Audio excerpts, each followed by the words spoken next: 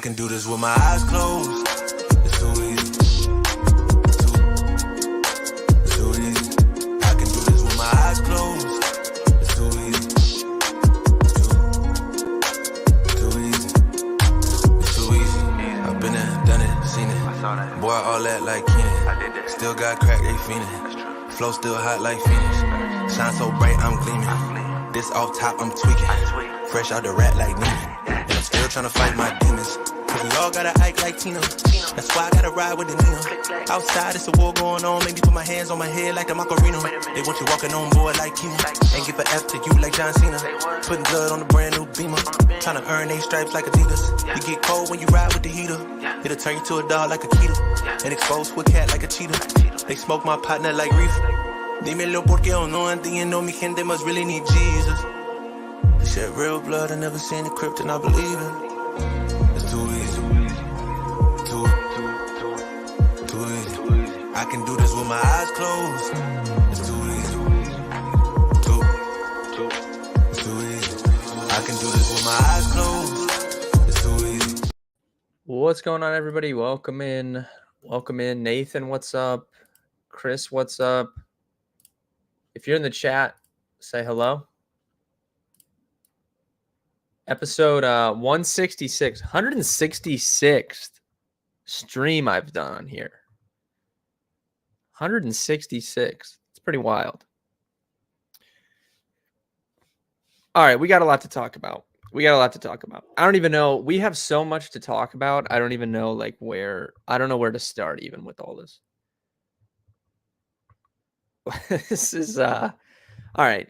If you have topics from the weekend, let me know in the chat because I'm gonna forget stuff that there's so much to talk about. Great start.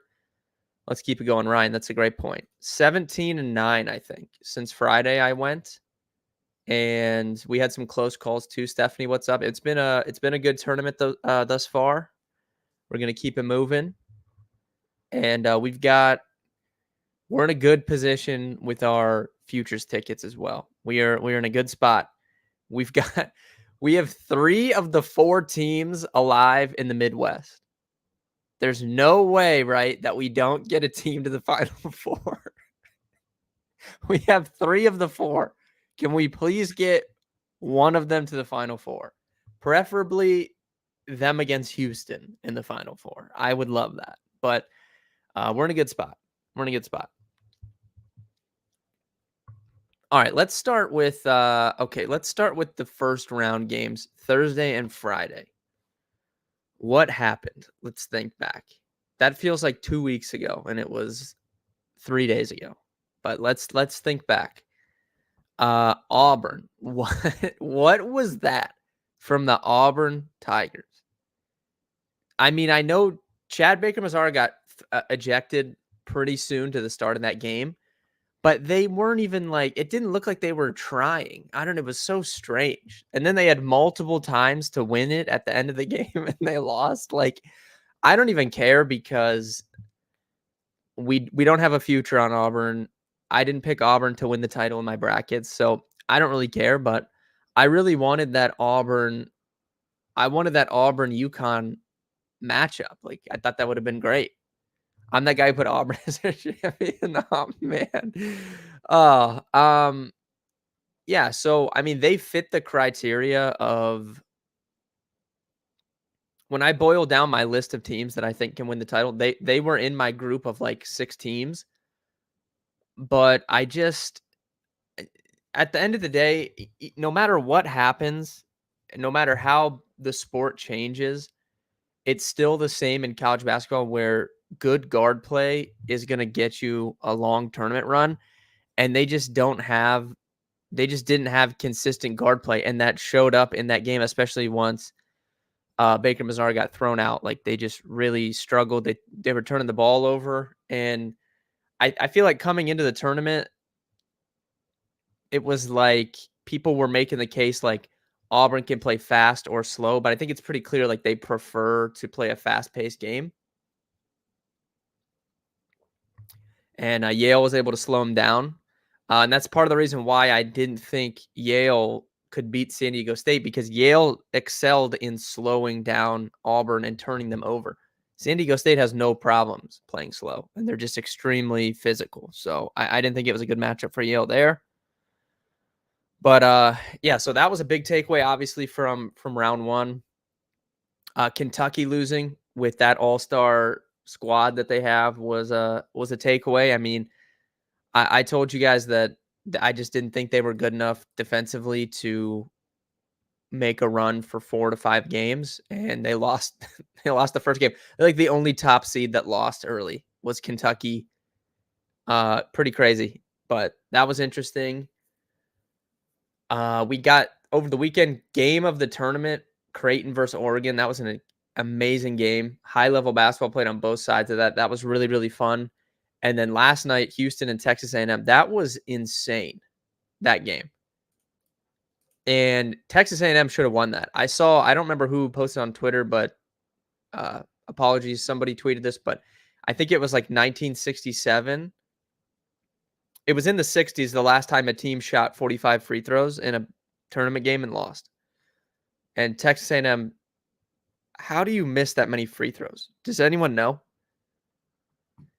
Mitchell, what's up? How do you miss that many free throws? They should have won that game. And I didn't like Buzz Williams drawing up that three-pointer out of the timeout in the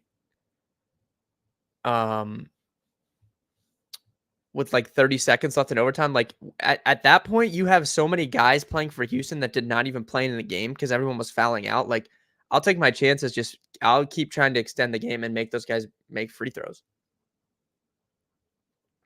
I thought they forced the issue a little bit too early. The tournament room says that, yeah, so Thursday is when the March Madness games are back, and then we also have opening day Thursday. So here's what we're going to do. Today is just a recap of everything. We'll look. We're 2-0 on the CBI today. Shout out to High Point University. Bet them first half in Cleveland State team total, first half under. But I might bet something here. I might not. If anyone in the chat is a women's basketball plug, post a bet in there.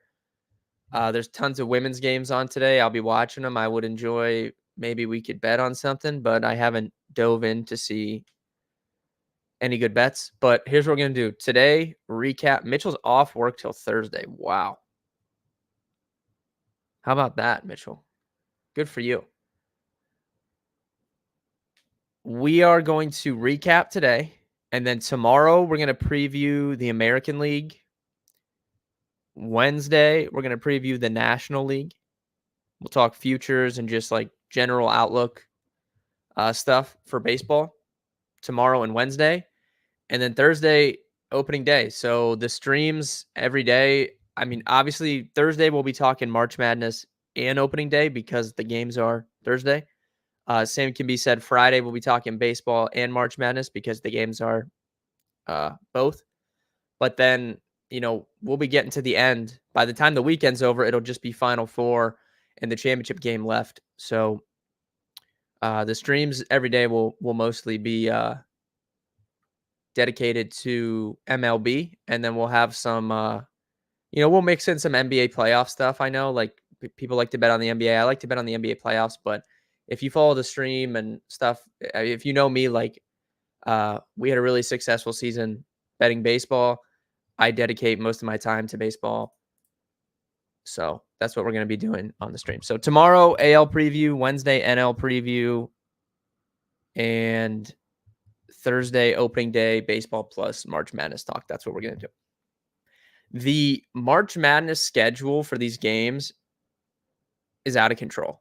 It's absolutely out of control that there's going to be multiple games. This game, the second game is going to start. The second game in the late window on Thursday and Friday is going to start at like 11 o'clock at night on the East Coast. We got to be better than this. We have to be better. I don't care because this is what I do. Like, this is my source of income is doing this. But like for the common people like Mitchell, who's off work all week till Thursday, he's got to go to work on Friday, or whatever. Like you got to go to work on a normal day and games start at 11 o'clock at night. We have to be better than this. We just have to be. That's horrible. That is absolutely horrible. But it was a fun week. I don't understand why they don't yeah, they gotta space it out more. If you want to do that for the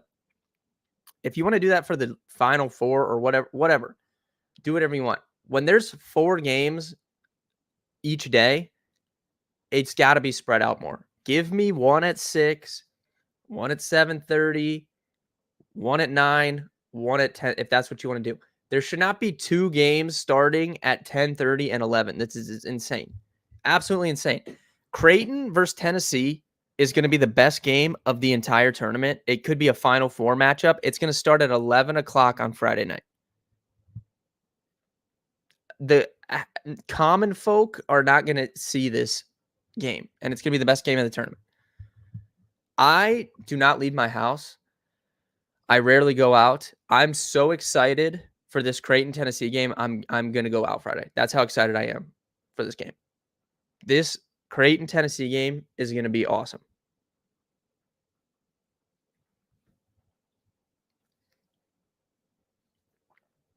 Yeah, Stephanie, I have the schedule right here. Let's take a look at this. Calling off Friday, it sounds like. Yeah. All right, here's the schedule. I wish I had it. I should have sent it on my computer so we could pull it up on here, but I can read it off. All right, so Thursday, we have Clemson versus Arizona, first game. It starts at 7:09. And then we have San Diego State versus UConn at 7:40, right? So 7:09 and 7:40.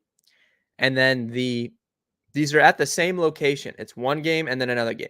So the second games are not going to start until those games end, and then the teams have their however many minutes to warm up, 20 minutes or whatever to warm up.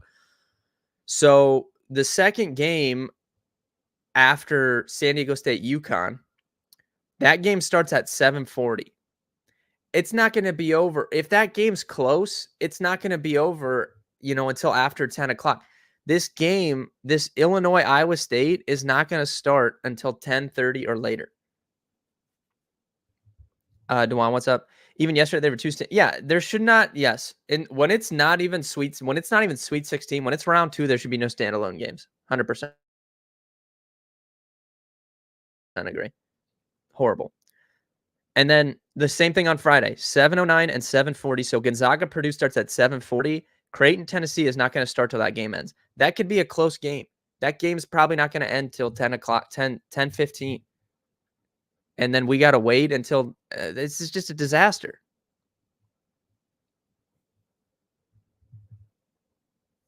I think the NBA should move up play games during playoffs for the East Coast people. I think it depends. I mean, I have I understand that obviously there's another portion of the country that are 3 hours behind and they want to see the games too, but there shouldn't be games starting at 10:30, 11 p.m. Eastern. That's horrible. That's so bad. You have to move it up just an hour, if it was 6:15 and 7 instead of 7:10 and 7:40, that's all you have to do. Just make that small change and it's not as bad. But you're going to run into a scenario if one of those 7:40 games goes to overtime or something, it's going to be late when that next game starts. And in the instance that happens to be the Creighton Tennessee game, that's going to be the best game of the weekend. Might be the best game of the tournament. And the majority of anyone that's dad age is not going to see that game. They're just going to go to sleep. The majority of dad age people did not even see that Texas A&M comeback last night. Dads across the eastern coast of the United States turned that game off when there was 2 minutes left and Houston was up. They didn't even see that comeback. They woke up and turned SportsCenter on and they were in for a ride. They had no idea. Raise hand is true. Yeah, see, Taylor, and I'm not even disrespect. I understand it.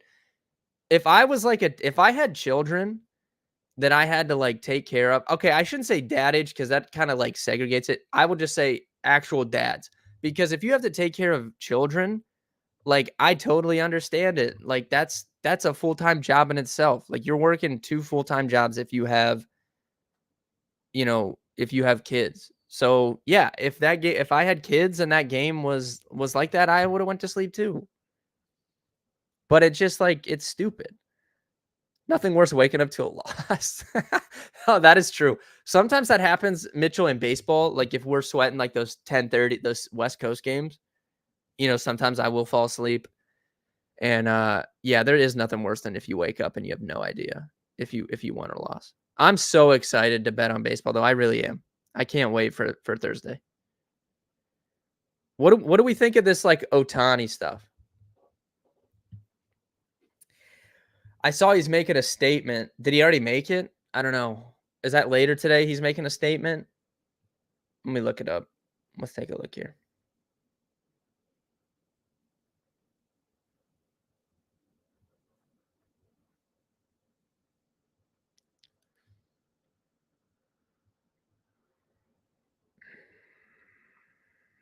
Wake up at 2:30 AM hoping it's green, yeah. I don't know. What do we think of Otani? I think if it was any other player that had already been suspended. I do agree with that. 100%. Like, I thought it was crazy. It sounded like at first they weren't even the MLB was gonna do no investigation, and I think they got, like, too much backlash, so then they said they were gonna open an investigation, but yeah, it's a tricky spot because he is the face of the league, but I think what people are struggling, at least first glance, the stuff I've seen on Twitter of people just talking about it, I think people are struggling between, like they're struggling between the fact that what he was if he was doing it or whoever was doing it, like, it's illegal. Like, the problem was not that he was betting on games. Like, baseball players are allowed to bet on games if they're not betting on baseball. The problem was that they were illegally doing it, right? So, like, if people try and compare it to Michael Jordan wasn't doing anything really illegal. He was just going and playing cards and stuff. Like, yeah, he had a gambling problem, but that's his own stuff that he's dealing with, right? He's just going to casinos and playing cards and stuff, like, that's legal. Betting on sports in California, doing what they were doing, is illegal. So that's where, like, the line is drawn. And I think people, I think at first we're not properly dissecting that. I don't know if he's been honest about anything. I have no idea. I mean, I don't know. Like, I haven't fully dove in to, like, the specifics of it, but definitely from just first glance, it appeared to me that, like, Otani was probably the one betting, and this guy's taking the fall for him. But I don't know, and I don't know if we'll ever know the true story.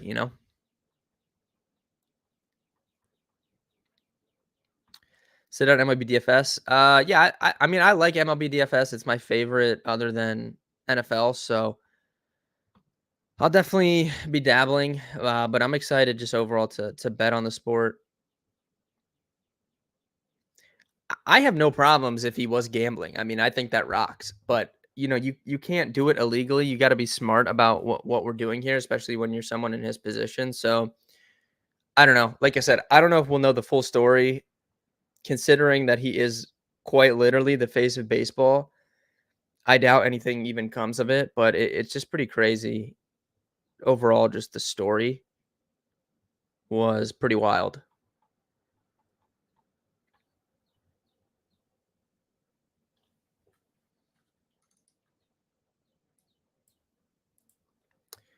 All right, so weekend was good. We crushed overall betting. Weekend was good. We're in a good spot for future. So if you haven't followed along, we have Arizona to win the title. We have okay, here's how I'll break it down. From earlier on in the season, we have Creighton and we have Tennessee. Creighton, I don't even remember. I think we have them like 40-1, and Tennessee maybe 15-1, 14-1. I can't remember. Creighton, I took like the first week of the season. Tennessee was a couple months ago. So we have those two live. Then right before the tournament started, Arizona, Purdue, Houston.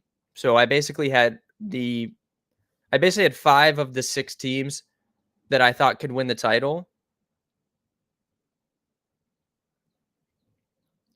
in our portfolio, and they're all still alive in the Sweet 16. So I feel good about that. Like I said, Purdue, Tennessee, and Creighton are all in the Midwest. So we have 3 of the 4 teams remaining in the Midwest. It's looking good that we can get a team to the Final Four from that region. Houston, I still prefer in the South. I think Houston matches up really well against Duke. Duke is a fun team, but they have questions in terms of their physicality, specifically on the interior. And I think Houston it's just a bad matchup for this Duke team specifically. So I prefer Houston to Duke in that matchup. And I would still prefer Houston to whoever wins between NC State and Marquette. So, best case scenario, we get Houston versus one of our teams from the Midwest, and we have, we have an auto bid to the tournament. I tune in as about Duke losing. No, Nick, no. I like this Duke team, but I'm talking about futures. So I have a Houston future to win the title, and I have 3 of the 4 teams in the Midwest to win the title. So like dream scenario, I need to get Houston versus one of my teams from the Midwest in the Final Four, and I get a guaranteed team in the title game. But I wanted to bring it up because honestly, I'm not a Duke fan. I'm very neutral when it comes to this stuff, as everyone knows. But uh, I think Jared McCain is the most likable Duke player that they've had in a long time. So in my lifetime that I can remember, it hasn't been a lot of likable Duke teams. I'm always been a big Jason Tatum fan, so I think Duke was likable when they had Jason Tatum, and I think this is a likable Duke team because of Jared McCain. Filipowski I'm indifferent on him, but I really like Jared McCain. Jared McCain is the type of person that I would want to be friends with in real life, just good vibes and the type of person that I would want to surround myself with. So I like Jared McCain. I think he's the most likable Duke player since Jason Tatum, in my opinion. I don't know what people's opinion is of Jason Tatum, but I've always been a big fan of his, so I didn't have any problem when he played at Duke. Dumb rule. Hip drop? Yeah, can we talk about this? This is horrible. NFL they're just asking for they're just asking for more drama. I mean, especially when when people are betting on the NFL at the clip that they are. I mean, they just shattered records for year-long volume in terms of bets. Like, they just destroyed that number. So people are betting at record numbers. It's only going to get bigger. We're just scratching the surface. Betting just got legalized within the last 4 to 5 years, and it's hitting new states every year. The numbers are just going to keep going up and up. And the NFL is asking for just more drama with these rules. There's no way to enforce properly that hip drop tackle rule. There's just no way. There's going to be several games, and I'll go out and say this. It's March 25th. If anyone remembers a year from now, we can go back and I'll say I was wrong, but I would not be shocked. There's going to be several games that are influenced by late game calls of this hip drop tackle. And maybe they step in and they say, like, I don't know. I don't see how you can clearly enforce what should and what shouldn't be called when you're just trying to make a tackle on a guy. Like, I think that this rule is going to be a disaster. It was disastrous when the NFL tried to install that you could throw a challenge flag on a pass interference call. That was disastrous. I think this hip drop rule, it's going to be just as disastrous. I don't like that rule change. I guarantee you that it gets modified as quickly as next offseason. I guess we'll have to see in the preseason, how they're calling it and stuff and what they're working on. But yeah, first glance, I don't like it. I don't see how it's going to work. And it's just going to piss people off that bet on teams when it's 5 minutes left in a game and a drive gets extended for a team because they throw a flag on a hip drop tackle. I would not want to play defense in the NFL right now. Like you literally can't do anything right. It's insane. It's insane. More knee injuries. Yeah, yeah. I mean, I don't know. Like you change how people tackle and stuff. I don't know. I don't like it. I do like the rule that they put in though that you can so you have your challenges and if you get one right, you get another one. I think that's a great rule change. There's no reason why you shouldn't be able to get another challenge if you're right on your challenge. Like why if you're right should you lose your challenge? I don't understand. You didn't do anything wrong. You called them out and they made a bad call. Like you should keep your challenge. So that's a good rule change. I like that. What exactly is hip drop tackle? So it's like when they grab at the hips and like drop down, fall down to the ground. I don't know. I think the NFL's claim is that it's not good for player safety, but the only reason that guys have to tackle like that nowadays is because if you go higher, you get called for a 15-yard penalty. So people started tackling like this to not get the penalty, and now they're going to penalize that too. So if you play defense in the NFL, I don't know like how you're supposed to tackle someone, and I just don't know how they're going to enforce what is and what is not properly worth a 15-yard penalty. Maybe I'm wrong, and it's clearly addressed in the preseason, and I don't know. But first glance at that rule, I think it's stupid. It was stupid when they let you challenge a pass interference, and that lasted for one season, and then they got rid of it because it was stupid.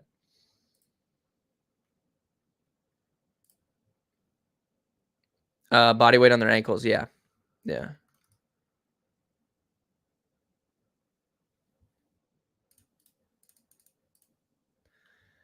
All right, in terms of bets tonight, all reviews got to come from New York. Make that a rule.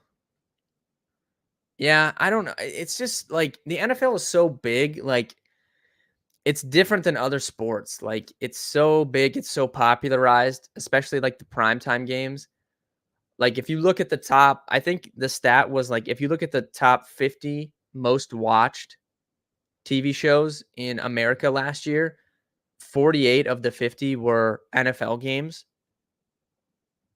It's like something along those lines. Like it's insane. Like it's the biggest thing in America. It gets bigger every year. It just did record numbers last year. Like it's really crazy that like they can't have clear and concise like rules on things when it's the most popular thing in the country. It's pretty crazy. I don't hate all reviews come from New York, but it's just properly enforcing that. Like I like the coaches to be able to challenge something. I don't really have a problem with that. And like I said, if you get your challenge right, you should be able to challenge again. You got it right. Like you didn't do anything wrong. So I think that was a good rule. But all right, in terms of tonight, I think everyone is going to be on Chicago State. They're kind of like the darling of this tournament. Only 34% of the tickets are on them. I thought that would be a little bit higher. I want to look more into this game. It starts in an hour. So after I get off stream, I'm going to do a little bit more research on that, and I might give a pick out in the Discord. But I just think that's an interesting game because Chicago State is like the Cinderella of this CBI tournament. And if you don't know anything about Chicago State, I don't know if it was like their first year in D1 or they're not in a conference or something, but they had to play this really limited schedule and not a lot of teams would take them. So they had to play like this because they're not in a league. So they had to play like this kind of thrown together schedule. They do have a win over Northwestern this year. I believe Chicago State beat Northwestern, who was a tournament team. So they're kind of like the Cinderella of this tournament.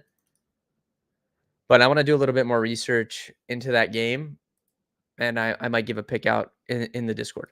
But if you join late, recap of the weekend, you can go back and watch. Obviously, update on the futures, but tomorrow is going to be American League MLB preview. Wednesday is National League MLB preview. And then Thursday, we'll have MLB best bets along with Sweet 16 best bets. Friday, MLB best bets, Sweet 16 best bets. That's the schedule for the week. If you guys have any further questions on anything, you can hit me up on Twitter, hit me up in the Discord, whatever you guys prefer. If you want to sign up, betkarma.com/pricing. You can get access to the tools. The money line predictor was very good in baseball last year. The total predictor was money in baseball last year. And the total predictor was very useful for no run first inning or yes run first inning stuff as well. I have some systems that I'm going to test out with that this year for the premium members. But you get access to the tools and my betting cards. I was profitable 31 units on MLB last year. It was my best sport record-wise. Had a very positive record betting baseball last year. So, you get access to my full cards every single day on top of the tools. betkarma.com/pricing for that. I'll be back tomorrow, same time, same place, to preview the American League. And we got NIT tomorrow, too. Ohio State plays tomorrow. Indiana State plays tomorrow. So we got a little basketball tomorrow, too, that we could talk about. But if you're betting on anything tonight, good luck. And I'll see everyone on Tuesday.